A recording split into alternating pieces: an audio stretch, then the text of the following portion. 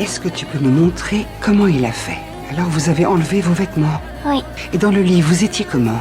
comme ça. Il m'a serré fort, mais il a arrêté quand j'ai dit que ça faisait mal.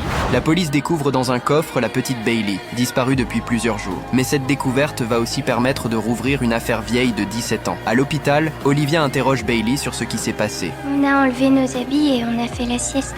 Mon Dieu. Bailey, le monsieur t'a dit son nom ou pas? Il a dit que je pouvais l'appeler Gros Poussin. Grâce aux indices donnés par Bailey, la police identifie rapidement un suspect, Emerson. Ils se rendent chez lui. C'est sa mère qui ouvre la porte. Elle reste étonnamment calme et invite même les policiers à entrer prendre un thé. À ce moment-là, Bonsoir.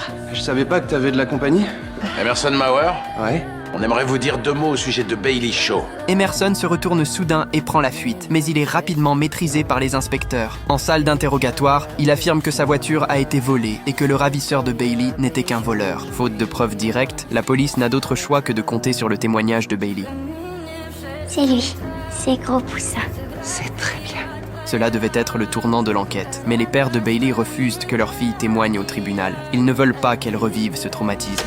J'ai râpé pour cette fois. Je peux certifier sur l'honneur qu'elle a reconnu Mauer. Olivia. C'est assez pour qu'on ait un mandat de perquisition. Dans la chambre d'Emerson, les policiers découvrent un t-shirt d'enfant. Le doute grandit. Ce ne serait pas son premier crime. Mais le véritable indice se trouve dans la pelouse étrange du jardin. La vérité, enfouie depuis des années, commence à refaire surface. C'est un crâne. Un crâne d'enfant.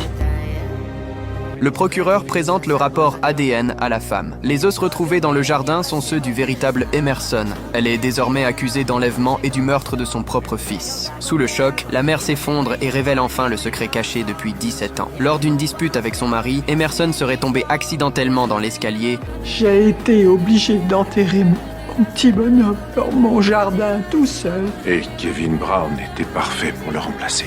Et vous avez élevé Kevin comme si c'était votre fils.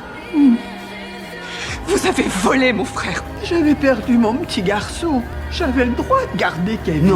Non, personne n'a le droit d'enlever et de s'approprier l'enfant de quelqu'un d'autre.